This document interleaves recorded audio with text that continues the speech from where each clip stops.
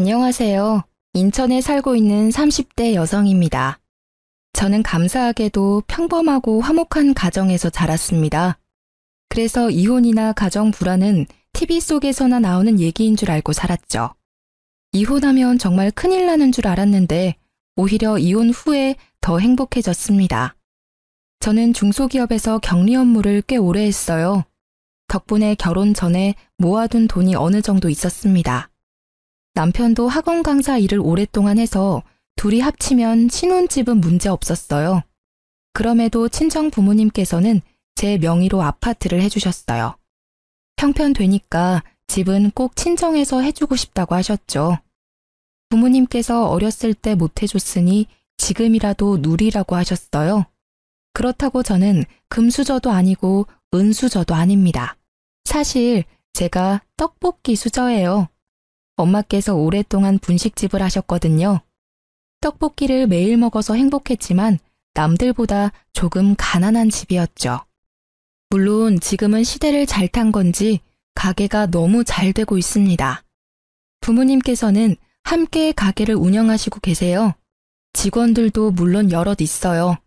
맛집이라 학생들이랑 젊은 사람들이 많이 오거든요. 저는 결혼 후에는 전업주부로 지냈는데요.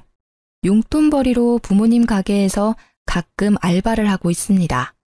남편이 입시학원 강사라 못 버는 건 아니었지만요. 아이가 생기기 전까지는 생활비를 반반 하기로 했거든요. 제가 일을 아예 안 하면 모아둔 돈을 생활비로 다 까먹겠더라고요. 그런데 남편은 저를 가사도우미쯤으로 생각하는 듯 했습니다. 그럼 제가 이혼을 결심하게 된 이유들을 들어보시겠어요? 저희 시어머니께서는 마음속에 늘 소녀가 있는 듯 했어요. 항상 말도 사근사근 하시고 별거 아닌 일에도 깨르르 웃으셨거든요. 저희 엄마랑은 굉장히 다른 느낌이었어요. 장사를 오랜 시간 해온 친정엄마는 완전 대장부 성격이시거든요. 그래서 제가 결혼할 때도 친정엄마께서 시어머니를 정말 잘 만났다고 좋아하셨어요. 부드러운 시어머니 첫인상이 너무 마음에 드셨대요. 하지만 복병은 시아버지였습니다. 시부가 저를 처음 보자마자 하신 말씀은 빨리 애 낳고 남편 내조에나 힘써야지. 회사는 그만둘 거지. 집은 항시 여자가 지키고 있어야 해. 여보, 요즘 세상이 어떤 세상인데요? 뭐? 어떤 세상인데? 아니, 당신은 남편이 말하는데 왜 끼어들어? 아이고, 새끼 보는데 민망하게 왜 큰 소리를 쳐요? 그러고 보면 참 공평하지 않은 것 같아요. 평생 가족들 직접 밥해 먹이고 청소에 빨래에, 어휴, 공무원은 월급이라도 주지만 주부는 월급도 없잖아요. 뭐? 나 들으라고 하는 소리야? 그래서 지금 일을 못 그만두겠다는 거냐? 아니요. 그런 점을 다 알지만 저는 전업주부가 꿈이에요. 물론 남편이 착실하고 다정하다는 전제하에요. 부인이 남편을 공경하는 만큼 남편도 부인을 공경해야 한다고 생각하거든요. 아버님, 저 내조 열심히 할 거예요.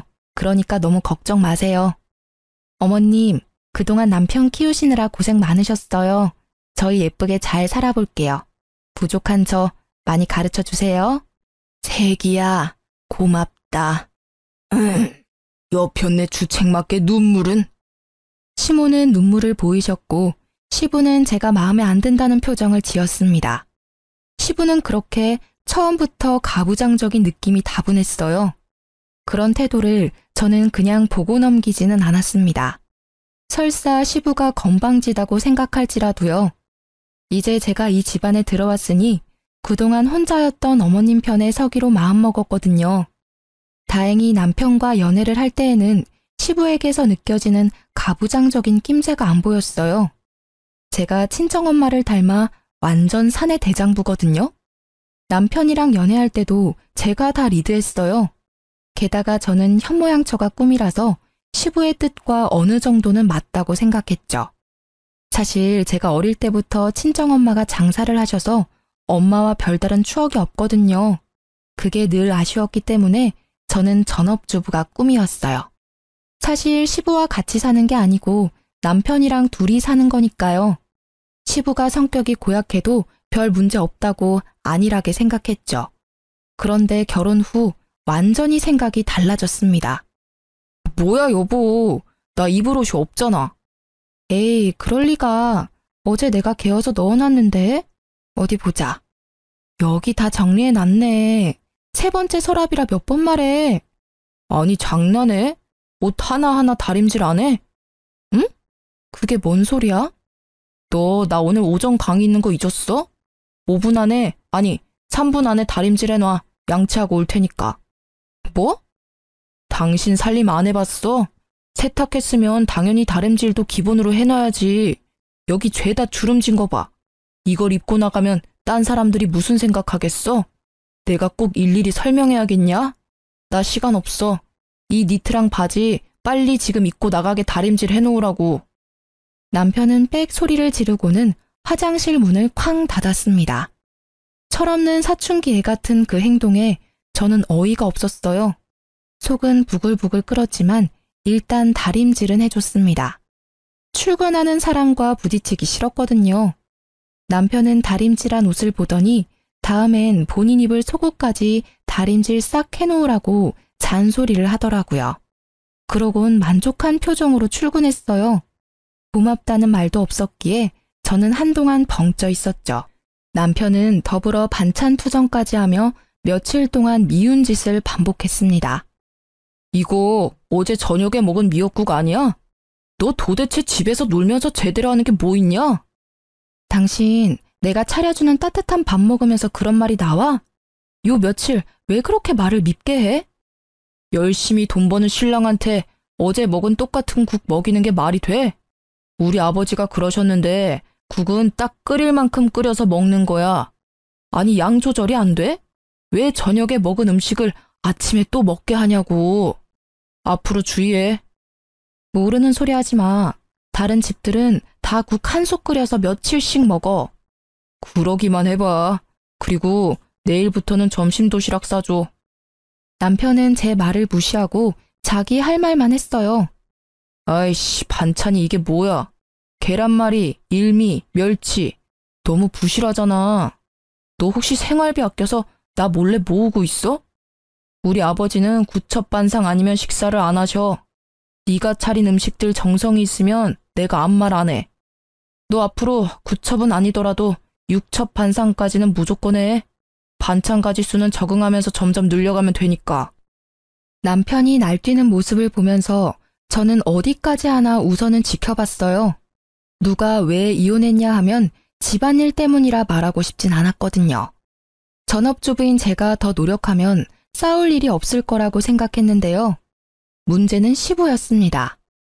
원래 시부는 아침, 점심, 저녁 모두 구첩반상으로 먹는 분이세요.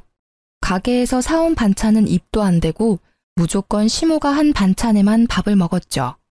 제가 한 번은 시댁 가서 식사 준비를 도왔는데 시부는 제 반찬 손도 안 대더라고요.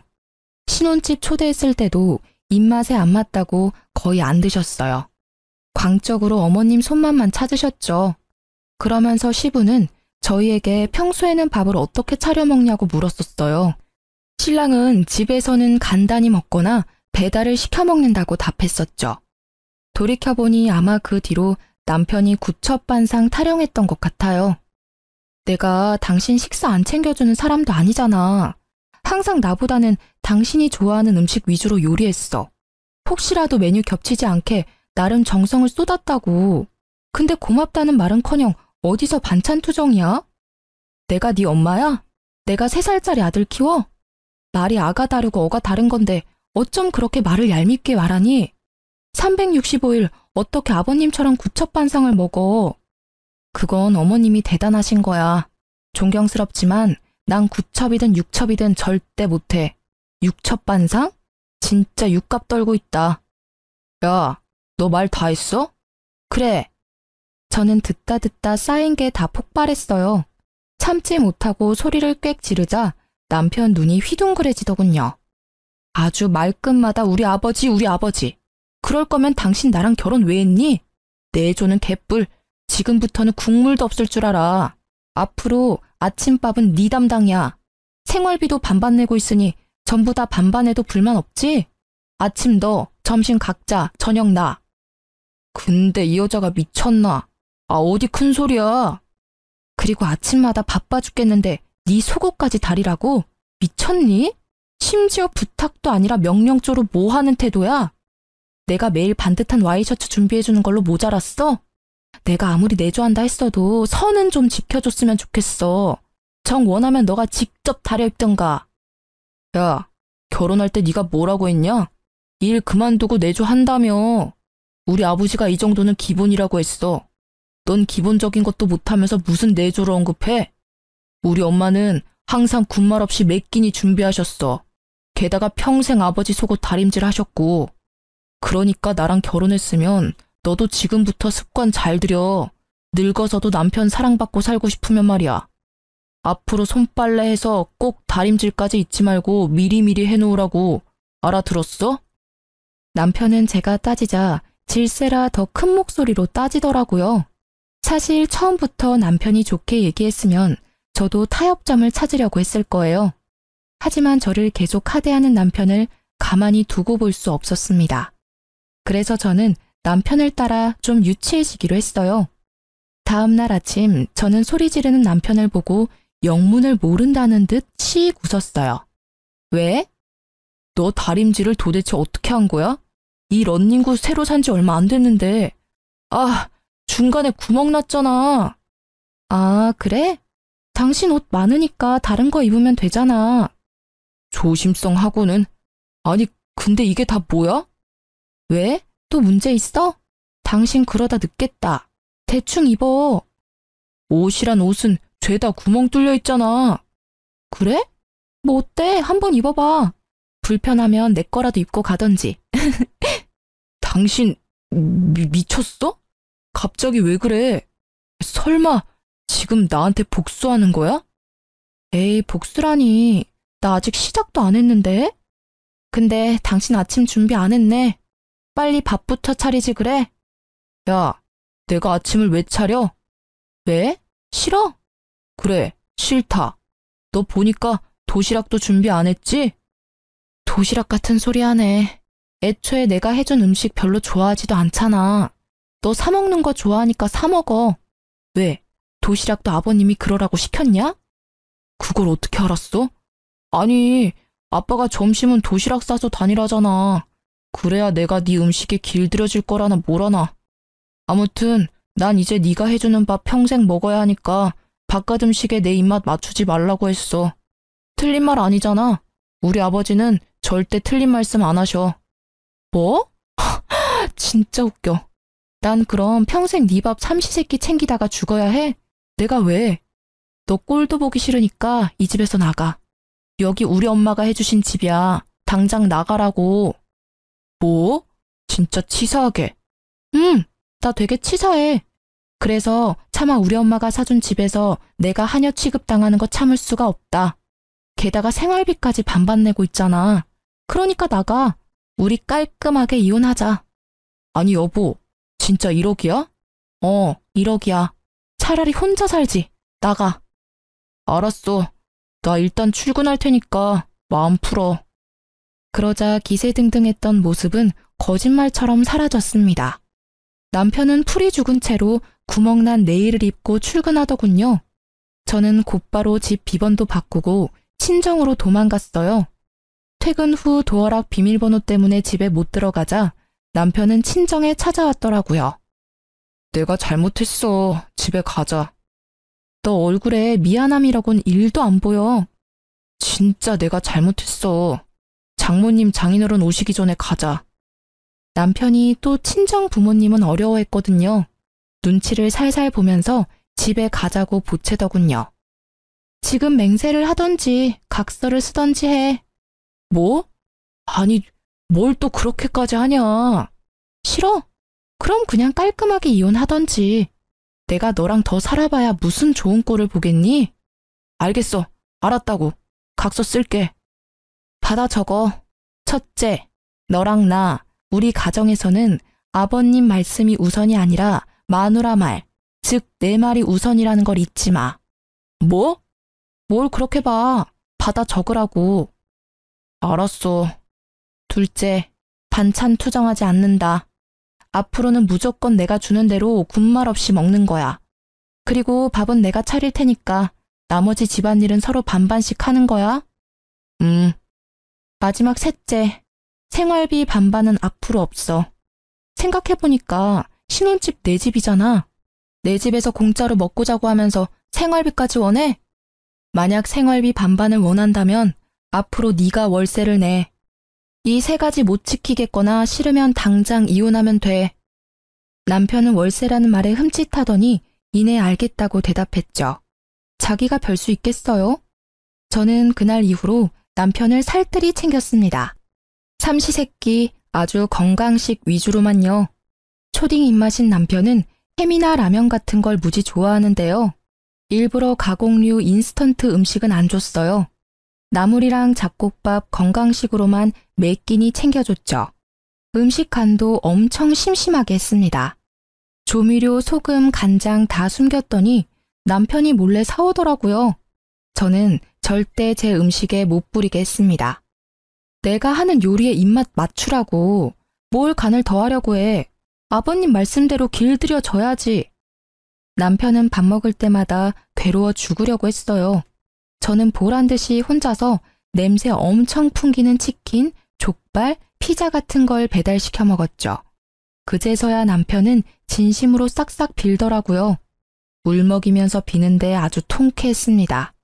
제발 요리 좀 그만하고 평범한 예전으로 돌아와 달라고 빌더라고요.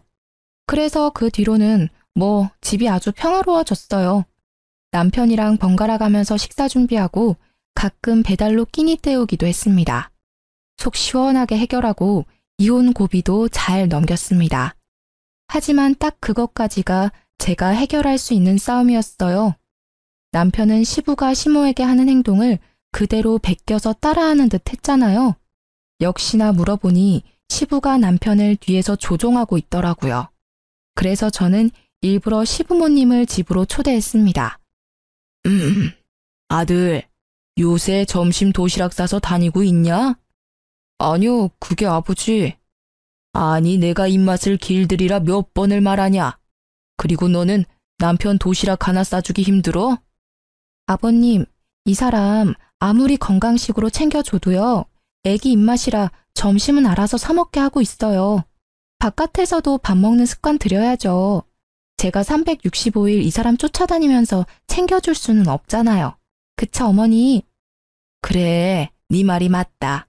도시락은 무슨 밖에 맛있는 음식이 얼마나 많은데. 뭐? 바깥 음식 건강에도 나쁘고 뭐니 해도 집밥이 최고지. 시부는 그놈의 집밥 타령을 또 하며 언성을 높이더라고요. 그래서 저도 말이 안 통할 걸 알고 미리 친정에 SOS를 해놨었습니다. 당신은 거들지 마. 그래서 너 대접한다고 우리 여기까지 불러놓고 음식은 언제 할 생각이냐? 네가 얼마나 음식을 못하는지 오늘 내가 확인해 주마. 그게 아버님, 우리 왔어. 그때 저의 구세주 친정 부모님께서 오셨습니다. 아니, 사돈어른 어쩐 일이십니까? 어쩐 일이긴요. 사돈어른들 대접하러 왔죠. 여보, 얼른 음식 들고 들어와요. 아버님, 저희 부모님께서 새벽부터 음식해 오셨어요. 두 분 쉬는 날이신데 특별히 가족들 먹으라고요. 음식을? 네, 얼른 드세요. 각종 튀김과 어묵, 떡볶이, 순대가 한 상 가득 차려지자 시부의 얼굴은 급격히 어두워졌습니다. 시어머님은 감사하다며 맛있게 잘 드셨는데 시부의 젓가락은 전혀 움직이질 않았죠. 어머, 소문대로 너무 맛있네요. 이렇게 맛있는 음식들을 줄도 안 서고 먹네요. 감사해서 어떡해요? 당신도 얼른 먹어봐요. 됐네. 난 집 가서 밥 먹을 거니까 얼른 먹어. 아니, 나보고 집 가서 또 밥을 하라고요? 그러지 말고 여기서 그냥 먹어요. 준비해주신 사돈부부 성의도 있는데 당신도 참. 아니, 나는 집밥 먹을 거라니까. 굿젓반상. 시부는 고집을 부리며 안 먹더라고요. 남편은 그 와중에 또 눈치 없이 맛있게 먹었습니다. 사돈, 그러지 말고 떡볶이 한번 드셔보셔요. 아, 글쎄, 난 안 먹는다니까요. 알겠습니다. 그럼 제가 구첩반상 해드리오리다. 엄마는 자리에서 벌떡 일어나셔서 식기를 9개 챙겨오셨어요. 그리고는 오징어 튀김, 김말이, 고구마 튀김, 종류별로 하나씩 그릇에 담으셨습니다. 자, 그렇게 원하시는 구첩반상이요. 사돈도 참 너무하시네요. 준비해온 성의가 있잖아요. 못 이기는 척 이럴 때는 같이 드시고 그래야 어른이지. 아니, 애들이 보고 배우겠어요. 반찬 투정 그만하시고 어서 드세요. 저희 신랑 보세요. 얼마나 잘 먹습니까? 자고로 남편은 주는 대로 뭐든 잘 먹어야 돼요. 그래야 늙어서도 예쁨 받죠. 더 늙고 병들었을 때 다들 나 몰라라 하면 좋겠어요? 나 기가 막혀서 난 먼저 집에 가겠습니다. 당신 적당히 먹고 얼른 와. 기센 친정엄마의 일침에 시부는 도망가듯 집을 나섰어요. 당신 뭐해? 아버님 따라가봐. 나 더 먹고 싶은데. 제가 남편에게 시부를 따라가라고 했지만 자기 배 채우느라 바빠서 안 따라가더라고요. 시모는 그런 남편의 등짝을 여러 번 때리셨죠. 어서 가. 그렇게 투덜거리는 남편을 데리고 친정아빠는 남은 떡볶이를 포장해서 시댁에 가셨습니다. 그럼 슬슬 떠날 준비해볼까요? 정말 이래도 될까요? 사실 친정 부모님께서는 시어머님의 파업을 위해서 오신 거였어요. 이래도 되죠. 아니, 우리 나이가 몇입니까? 이제 애들 다 키우고 자유롭게 살아야죠. 사돈 옷이랑 짐들은 잘 챙겨오셨죠? 그럼요. 근데 저 양반 저 없으면 굶다가 쓰러질지 몰라요. 괜찮아요. 쫄쫄 굶어봐야 앞으로 반찬 투정 안 하겠죠. 사돈 어른은 그냥 저희만 믿고 따라오세요. 저희 엄마께서는 괜찮다고 시모를 달래셨고 저도 거들어서 어머님을 안심시켰어요. 어머님, 걱정하지 마세요. 그동안도 충분히 노력하셨잖아요. 30년 넘게 삼시세끼 구첩반상 차리셨으니 앞으로는 좀 편하게 사셔야죠. 아이고, 내가 우리 예쁜 며느리 덕에 말년에 호강하네. 어머님이 눈물을 훔치는데 괜시리 마음이 찡했어요. 동시에 남편이 괘씸한 생각도 들었어요. 시모의 고생을 옆에서 방관하기만 했으니까요. 그렇게 저랑 친정엄마와 시모는 일주일 동안 강원도 여행을 떠났어요. 엄마께서는 가게와 시댁을 아빠에게 맡기셨죠. 친정아빠께 들어보니 시부는 처음에 정말 아무것도 먹질 않고 기다렸다네요. 그러다가 하루 지나자 해골 같은 얼굴로 냉장고를 뒤져서 시모가 해뒀던 반찬들을 먹었대요. 그리고 반찬이 다 떨어지자 시부는 정말 계속 굶었답니다. 그렇게 며칠이 지나자 남편이 전화로 난리를 부렸죠. 아니, 엄마, 여행은 무슨 여행이야. 아, 강원도 멀리도 갔네. 빨리 돌아와. 아빠 쓰러지시면 어떡해. 아빠가 엄마 올 때까지 절대 식사 안 하신대. 엄마가 어떻게 그래? 아무리 장모님이랑 그 사람이 가자 해도 엄마는 거절했어야지. 야, 이놈아. 나는, 네 애미는 내가 평생 그 고생을 했는데 넌 지금도 네 아빠만 걱정돼? 아니, 집에 밥이 없어, 반찬이 없어. 하다못해 배달이라도 시켜 먹던가. 언제까지 내가 그 짓을 해야 돼? 엄마, 왜 그래? 엄마답지 않게. 나도 이제 좀 인간답게 살자. 못난 놈, 끊어. 시모는 설움을 터뜨리고 전화를 끊었어요. 저랑 엄마는 우는 시모를 달래면서도 착잡했죠. 어쩌면 그 모습이 저의 미래였을지도 모르니까요. 친정아빠께서는 장사하고 남은 떡볶이를 들고 매일 시댁으로 퇴근하셨어요. 시부는 결국 굶고 굶다가 글쎄 새벽에 몰래 떡볶이를 꺼내서 먹었다네요. 허겁지겁 먹다가 남편이랑 친정아빠한테 들켰대요. 엄청 창피하면서도 떡볶이를 손에서 놓지 않았다고 합니다. 그러고도 시어머님이 계속 연락 두절이자 시부는 결국 제 전화로 연락을 했습니다. 자기가 잘못했다며 울면서 시어머님 돌려보내라고 하셨죠. 어쩔 수 없이 시모는 전화를 바꿔 받으셨습니다. 여보세요? 당신이야? 그래요, 나예요. 창피하게 새애기한테 전화해서 뭐해요? 내가 잘못했네. 이렇게는 못 살아. 나야말로 그렇게 못 살아요. 어떻게 하면 돌아올래? 이대로 이혼할 거는 아니지? 우리 나이가 몇이야? 그동안 산 세월이 얼만데. 당신 반성하는 모습 안 보이면 난 못 가요. 뭐? 나 평생을 당신 위해서 살았잖아요. 이제 좀 그만했으면 좋겠어요. 나도 지쳐요. 오죽하면 며느리랑 사돈어른 따라 도피했겠어요. 내가 진짜 미안하네. 내가 어떻게 하면 집에 돌아올 거요? 약속해요. 당신이 약속 안 하면 난 못 가요. 무슨 약속? 나 이제 예전처럼 당신 못 챙겨요. 속옷도 못 다리겠고 당신 옷도 당신이 알아서 챙겨 입어요. 그래, 내 옷은 내가 챙겨 입을게. 그거면 돼? 아니요. 제일 중요한 밥 문제가 남았잖아요.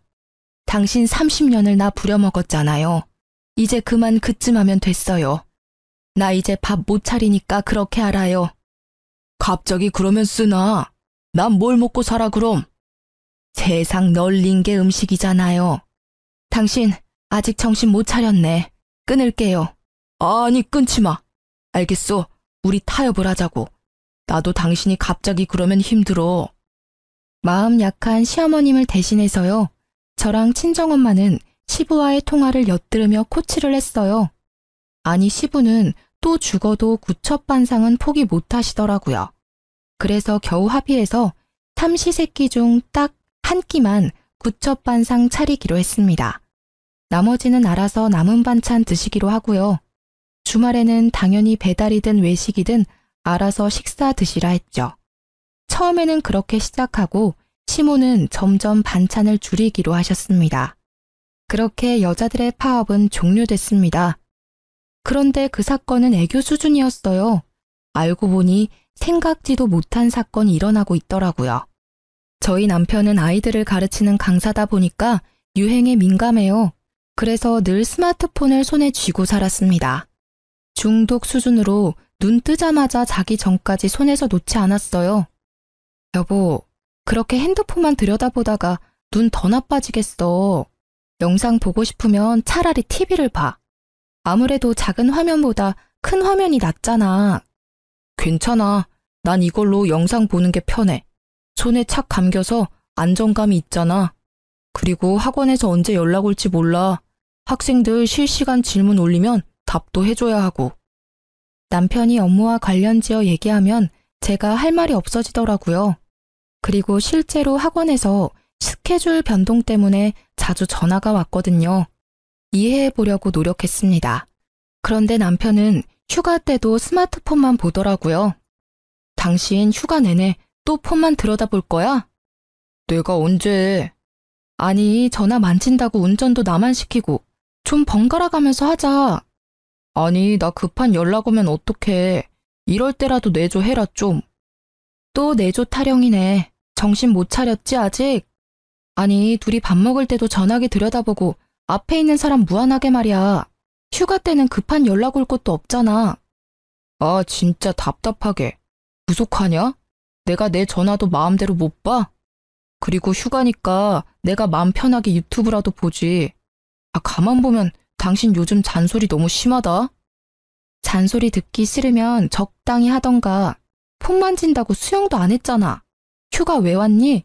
우리 지금 놀러 왔는데 당신은 전화기만 보잖아. 꼭 바람 피는 사람처럼. 뭐, 바람이라니. 너무 같다.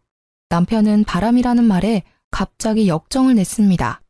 저는 별다른 의미 없이 나온 말이었는데 말이죠. 그 순간 설마 하는 의심이 들었어요.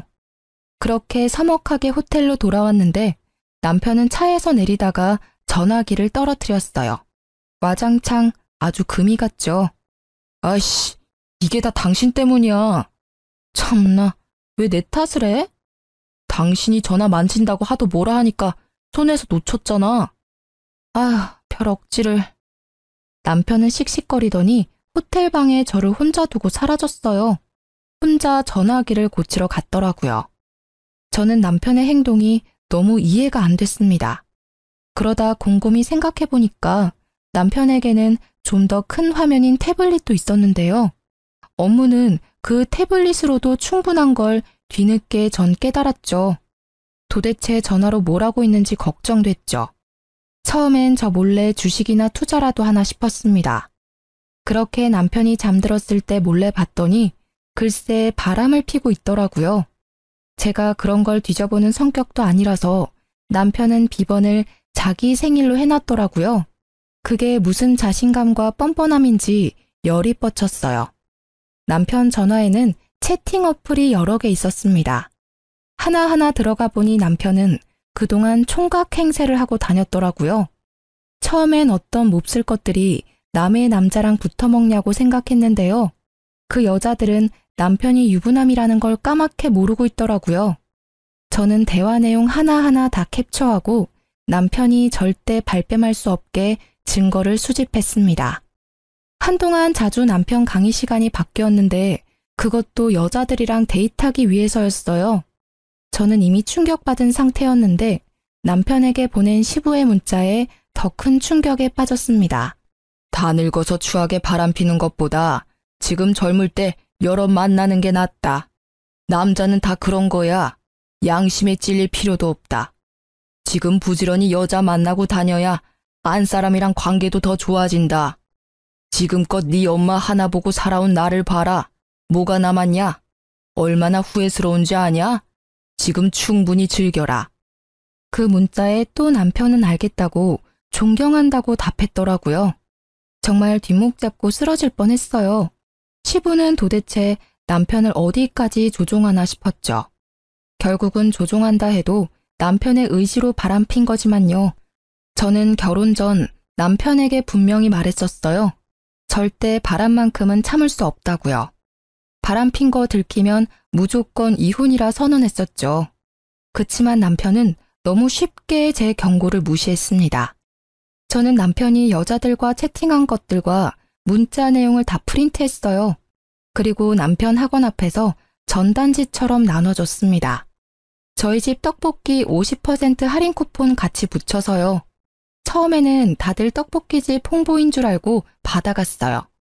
학생들도 지나가는 동네 사람들도 잘 받아갔습니다.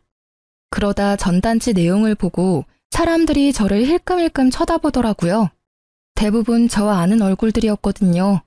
사람들은 대신 욕을 해주기도 하고 제 등을 토닥거리며 가기도 했죠.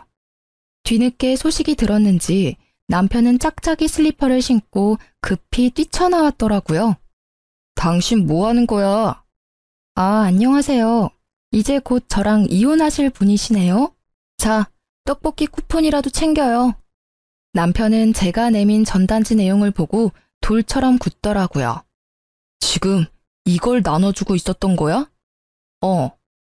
얼마나 나눠줬는데? 당신 미쳤어? 돌았어? 나 학원 잘려 이러다가. 어쩌라고. 네 같은 인간이 애들 가르칠 자격이 있어? 너 대학생들한테도 용돈 준다고 껄떡거렸더라? 조용히 못해? 조용히 못해. 왜 총각인 척 바람피다가 들키니까 쪽팔리냐? 저는 보란듯이 고래고래 소리를 질렀습니다. 남편은 쪽팔린 듯 얼굴을 가리고 학원으로 다시 사라지더라고요. 통쾌하면서도 마음 한켠은 쓰라리더라고요. 결국 제 얼굴에 침 뱉는 꼴이니까요. 그쯤 하면 소문이 날 대로 났을 거라 생각하고 전 친정으로 돌아갔습니다. 친정 부모님은 당장 남편을 죽이네 마네 하셨는데요. 저는 이상하게 차분해지더라고요. 엄마, 아빠, 화 가라앉히세요. 내가 복수 다 했어. 아, 현재 진행형이라 복수는 계속 할 거야. 잘 됐지 뭐. 어차피 나랑 이어질 인연이 아니었던 거야. 결혼하고 돌변했을 때 진작 이혼했어야 했나 봐. 너무 질질 끌다가 지금 더러운 꼴 다 본 것 같아요. 나 사실 엄마 아빠처럼 예쁘게 살고 싶었거든요. 근데 난 그건 글렀나 보다. 그냥 평생 엄마 아빠랑 즐겁게 살아야지 뭐. 떡볶이집 딸로 돌아가야지. 내 원래 삶으로 돌아가는 것뿐이니까 괜찮아. 엄마 아빠는 그런 저를 부둥켜 안고 한참을 우셨어요. 그렇게 한바탕 울고 나자 힘이 또 생기더라고요. 남편은 창피함도 창피함이지만요. 학부모 항의로 다음날 바로 학원에서 잘렸어요. 그리고 신혼집에서도 제가 쫓아내서 시댁에 갔다더라고요. 시부한테는 제가 들켰다고 혼나고 시모한테는 바람 폈다고 쫓겨났죠. 게다가 저는 떡볶이 수저라 이 주변 학교 아이들이랑 친하거든요. 남편은 강사도 잘리고 길 가다가 애들한테도 불륜남이라 놀림거리가 되었습니다. 아이들이 떡볶이 먹으러 오면요. 해맑게 제게 이야기를 전해줬어요. 이모, 저희가 대신 복수했어요. 잘 있죠? 저는 이혼 준비하고 있다고 시모에게 알렸습니다. 그리고 시부가 남편에게 바람피라고 종용했던 말들을 빠짐없이 시모에게 다 전달했어요. 미안하다, 아가. 내가 미안해. 이런 집안이라 세아가 너무 미안하다. 어머님, 이런 몹쓸 인간들, 아니 이 짐승 같은 것들. 내가 더 이상 가만히 있지 않아. 좀 한심했지만 내 아들 그 정도까지는 아니었는데 감히 아들내미 가정 다 파탄내고 지 가정은 무사할 줄 알았나 보지? 어림도 없지. 저는 시모가 쓰러질까봐 걱정했는데요. 오히려 시모는 씩씩하게 어디론가 전화를 걸었습니다. 처음 본 강단 있는 시모의 모습이었어요. 형님! 시모는 시고모에게 전화를 건 후에 갈 때까지 가보자고 시부랑 이혼을 결심하셨어요. 그 전에 시부가 바람도 피는지 동태를 살폈죠. 제가 사람을 써서 알아보니까 아주 가관이었습니다. 시부는 나쁘끄럽게 다른 동네 다방까지 가서 커피 한 잔만 시키고 온갖 추태를 다 부렸더라고요. 이때까지 항상 삼시세끼 시모 밥상 받아먹고 다방 가서 딴짓거리 했던 거예요. 저는 사진들을 시모에게 전달했습니다. 주말이 되어서야 저는 시고모를 뵐 수 있었어요. 오랜만이지? 잘 지냈어? 너희 결혼식 때 이후로 처음 보네. 안녕하셨어요, 고모님. 형님 오셨어요? 그래. 나를 주말에 부른 이유가 있을 텐데 뭐 큰일이야? 누나가 여기 어쩐 일이세요? 근처에서 골프 치다 왔지. 다들 내가 보고 싶다 하길래 뭔 일이야? 당신이 누나 불렀어? 그래요. 내가 불렀네요. 나한테는 평생 구첩반상 타령하더니 뒤에서는 추접한 짓거리 하고 다녔어요? 당장 내 손을 분지르고 싶어요. 당신 입에 들어간 음식들 다 끄집어내고 싶다고요. 그러고도 당신이 인간이야? 어디 가르칠 게 없어서 아들한테 그따위 걸 가르쳐. 뭐라는 거야? 이 사람이 뭐 잘못 먹었어? 미쳤어? 어디서 큰 소리야? 형님, 이것 좀 보세요. 시부는 상황 파악을 못했는지 어버버거렸고요. 시모는 제가 만들어뒀던 남편이 바람핀 전단지랑 시부가 다방 가서 추태를 부리는 사진들을 시고모에게 전달했어요. 시고모는 그것들을 보더니 1초의 망설임도 없이 허겁지겁 밖으로 달려나가셨죠. 아니, 당신 도대체 누님한테 뭘 보여준 거야? 시부는 그제서야 시고모가 본 것들을 확인하고 세상 무너진 얼굴을 했습니다. 시고모는 어느새 골프채를 꺼내들고 집 안으로 들어오셨어요. 너 내가 바람피는 인간들 극혐하는 거 알아 몰라? 바람을 펴? 네가? 몇십 년을 부인밥 얻어먹으며 산 네가? 이 기생충만도 못한 게? 알고 보니 시고모도 시고모부 바람으로 이혼을 했더라고요. 지울 수 없는 시고모의 아픈 상처를 시부가 건든 거예요. 시고모께서 바람하면 정말 치를 떨고 친동생이라도 가만 안 둘 성격이란 걸 시모는 알았던 거죠.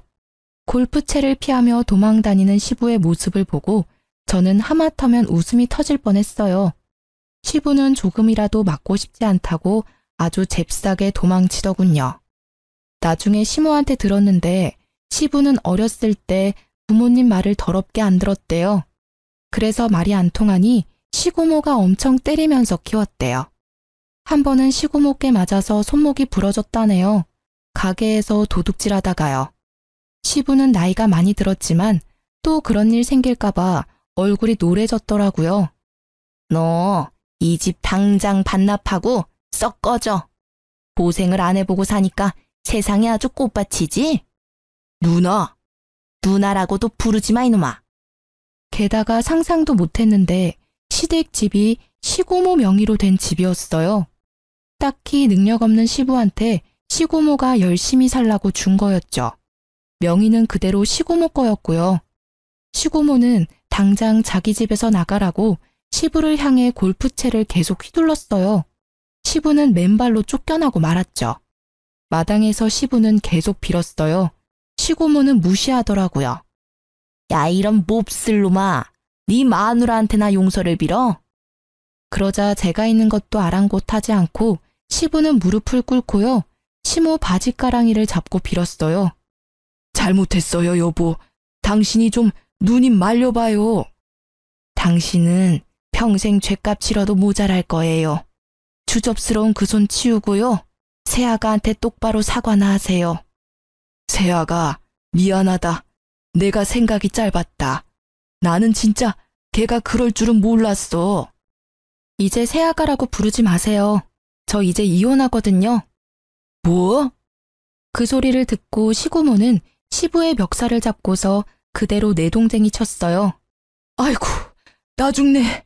누나, 나도 이제 늙었다고요. 그렇게 한바탕 멱살잡이가 끝나고요. 남편도 뒤늦게 시댁에 도착했습니다. 시고모는 냅다 남편 뺨을 갈겼죠. 고모? 이 못난 놈. 지금 저는 이혼을 무사히 한 상태입니다. 시부가 절대 이혼 못 해준다고 버텨서 시어머니께서는 이혼 소송 중이시고요. 시모는 현재 저희 엄마 가게에서 일하고 계세요. 사실 지금은 편하게 이모라고 부르고 있습니다. 이혼을 했으니 계속 어머님이라고 부르기도 서로 불편했거든요. 먼저 이모라고 부르라고 말씀해 주셨어요. 이모는 난생 처음 본인 손으로 일하시고 월급도 받으니 사람 사는 것 같으시대요.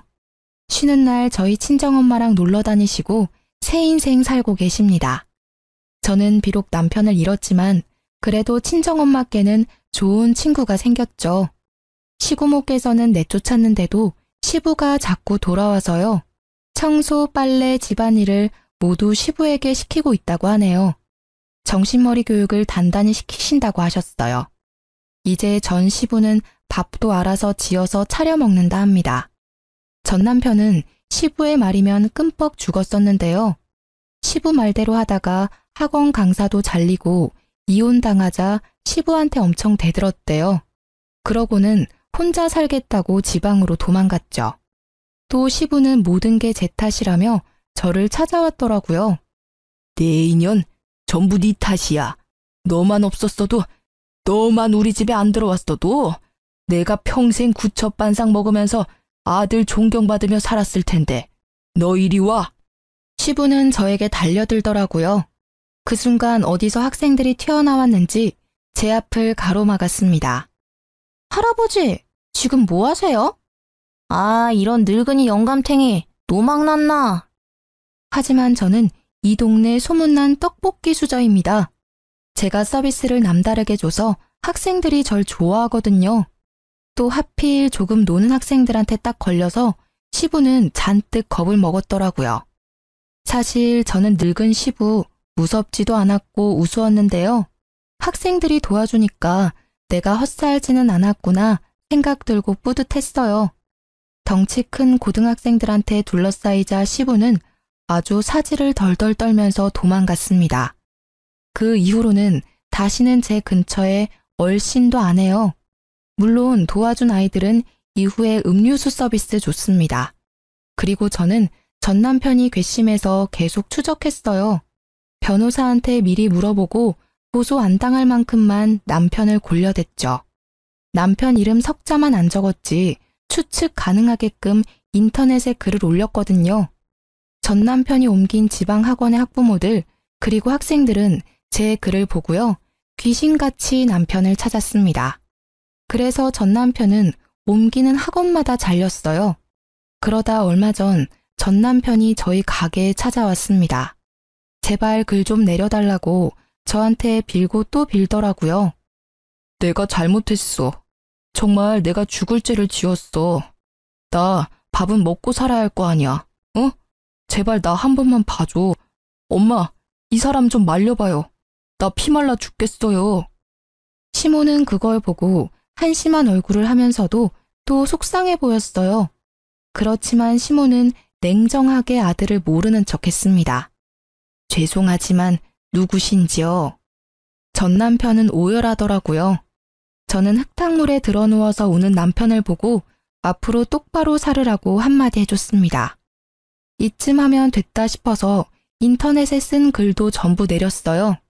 지금은 어느 학원으로 옮겼는지도 알아보지 않고 있어요.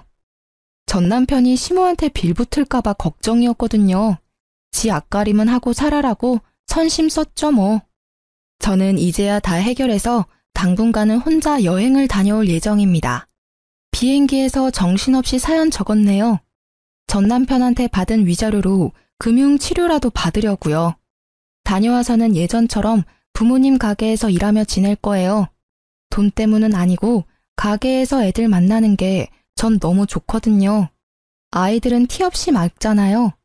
앞으로도 저는 그렇게 소소하게 행복한 것들 하면서 제 인생 살 거예요. 아 참, 그리고 다 지나고 나서야 친정엄마께서 제게 얘기해 주신 게 있어요. 혹시라도 저 함부로 무시 안 당하게끔 신혼집을 제 명의로 해주신 거였다고요. 저는 친정 부모님이 아니었다면 결혼 생활도 이혼도 다 못 버텼을 것 같네요. 열심히 효도도 하면서 살아야겠죠? 긴 사연 들어주셔서 정말 감사합니다. 여러분도 본인의 삶 찾아서 행복하게 사세요.